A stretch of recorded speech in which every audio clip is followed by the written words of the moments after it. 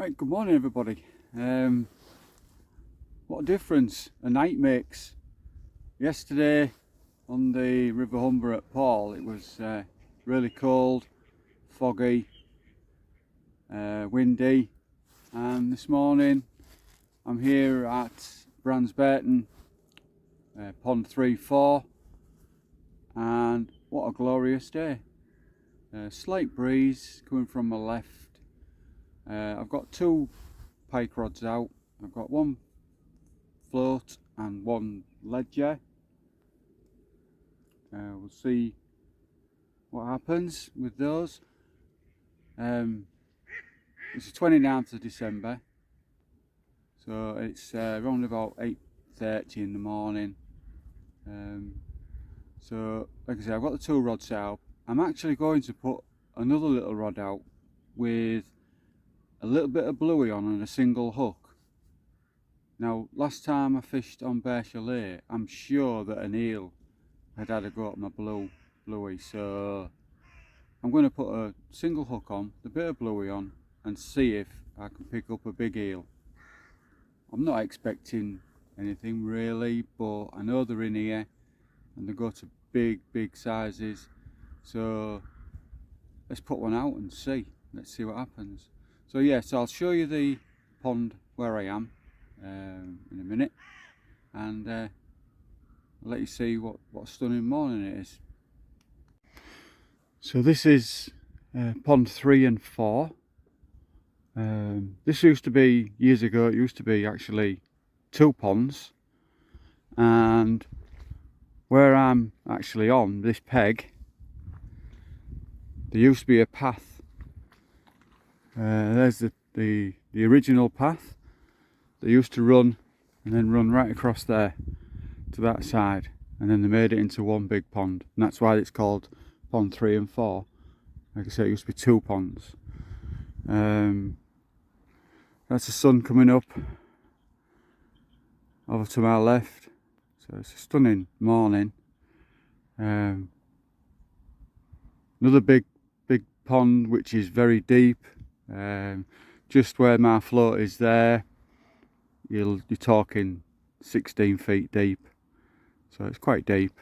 So yeah, it holds a large number of bream, carp, the odd tench, big pike. There's some record breaking pike in here for this area, so really nice features all over.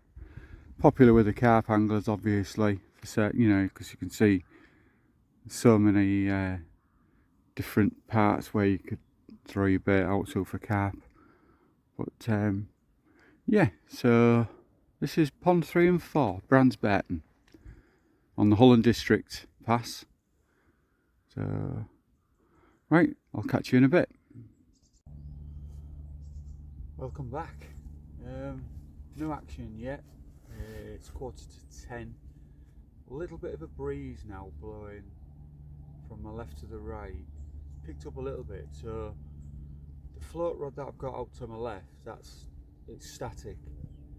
So I'll leave that one where it is. The ledger rod on the right hand side, I'm thinking of switching that to a float, a bladed float that'll drift with this breeze, just to try and cover a bit more ground. We'll see how it goes. I've got a small piece of, only a small piece of bluey on a single hook and a wire trace, which I'm gonna leave that out. See if it'll pick up a big eel. I know they feed more on a night time, but you never know. So I'm gonna move that. That's actually out in the middle, in front of me. I'm gonna move that to the left and cast it more into this bay behind me, which is a bit more sheltered from the sun and everything. So I'm going to throw that there, and I'm going to put a float rod out, another float rod out in front of me, and just let that drift down on the wind, just to cover a bit more ground and see if it can't pick up a pike that way, rather than them finding the bait, try and drift something across a pike's nose in effect. So yeah, so that's what I'm going to do. Yeah, so I'll come back to you. Welcome back. So I've changed the ledger rod to this float system. It's got blades on it, so the breeze will pick that up and it'll drift it across. And towards my reel, so I don't know, probably about 15 foot, I've actually got this little stop bead. I don't know if you can see that little float stop there that'll stop the float. So because you're dealing with depths that are obviously larger than the rod, so but let's get this out and we'll see what happens. So as you can see, the float rod with the fins on, that's out in front of me now. It's drifted about, the wind's dropped a little bit, so it's not drifting as quick as I wanted it to, but it's drifted about 8-10 feet. But it seems to have come to a stop because, like I said, there used to be a path running right down here, so I'm presuming it maybe shallows off in that area there. So I'll leave it there for half an hour, and if I don't get anything on it, I'll bring it back in and I'll just cast it to the other side of where the path would probably have been. So still a grand morning. Really nice. The water in the pond is actually, it's flooded, so like half this peg is covered in water. It's actually a peg that a lot of the carp anglers use for obviously nighttime fishing, so they get their bivvies on here, but you struggle to get your bivvies on today with the water being so high. So it's a peg that I want to try in the summer.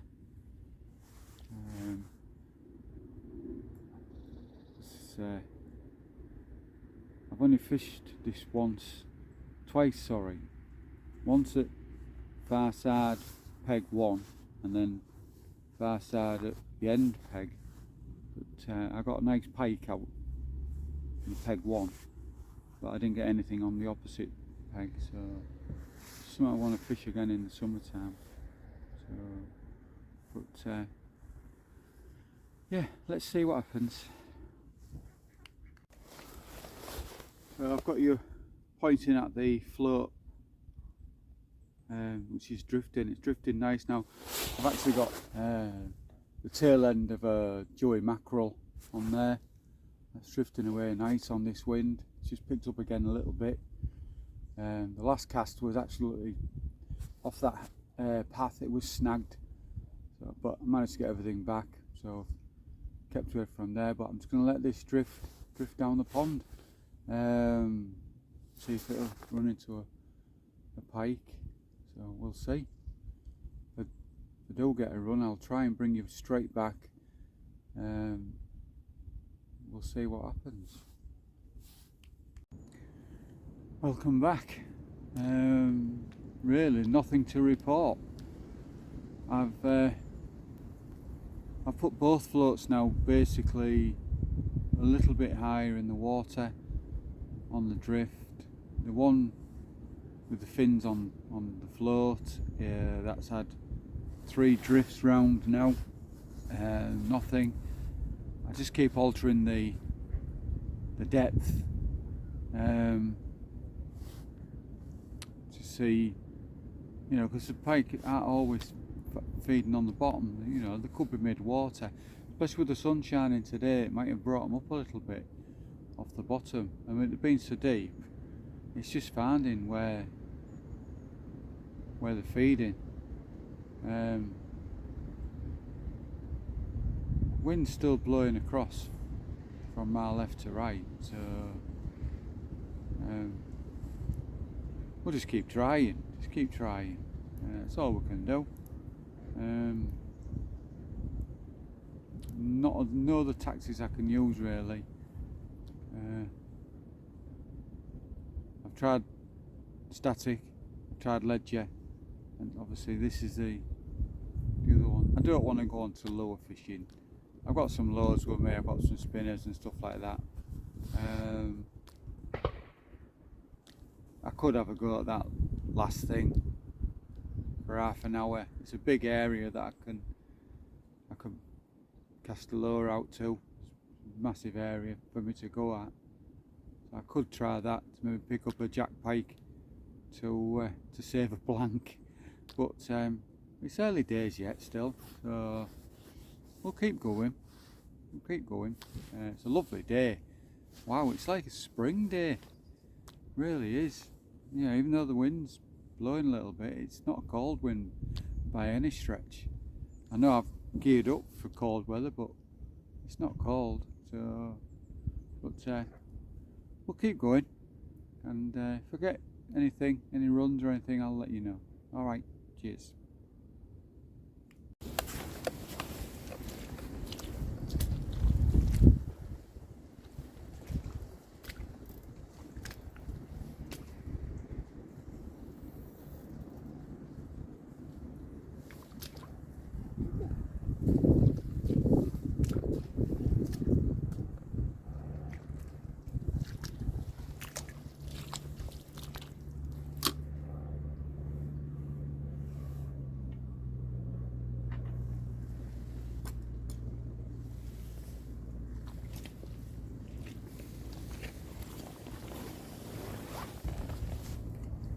I don't know if you saw that, guys and gals, but I just brought that float in really close and off it went. Hooked into it, but then just slipped the hook. Gutted. I've put it back in the same spot. Whether it spooked it and it won't come back, but if it's hungry, it might come back, I don't know. We'll see.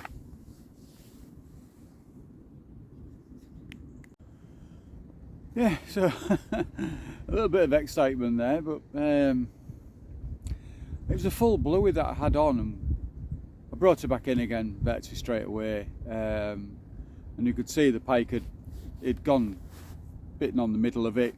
I maybe didn't give it enough time.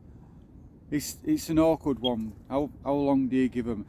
My dad used to say, once your bait starts bobbing about, or your float starts bobbing about, count to 10. But then you don't really want to deep hook these fish, so you don't want it to let it run too long. Anyway, I obviously didn't let it run long enough, and it did slightly hook it.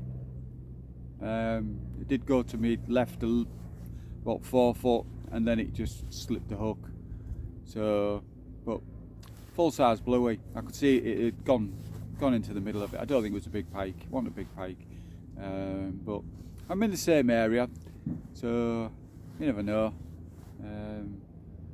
They might be closer in today. I brought the other rod closer in as well, only 6 foot off the bank, because it's still really deep down there. So if they're just milling around the edges.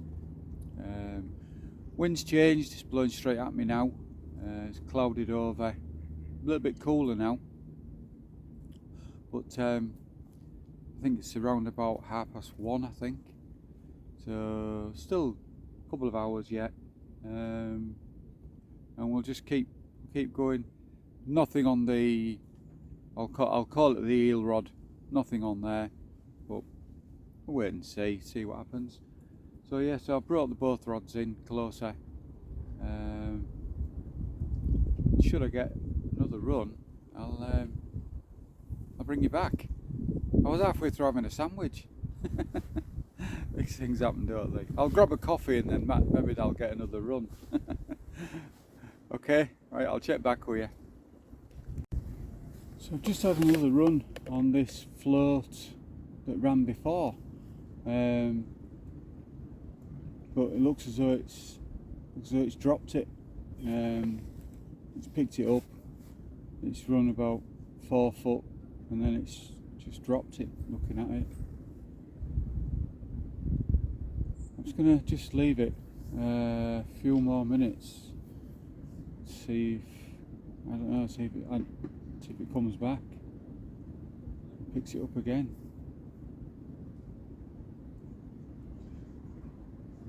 It took the float under, went about 4 foot, and then it's like I say, it's just popped back up again, the float.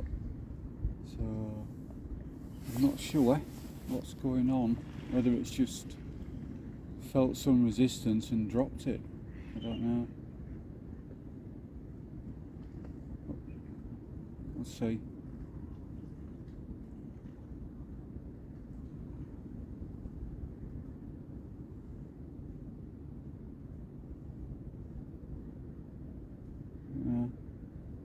I think I'm gonna bring it in and let's have a look at it.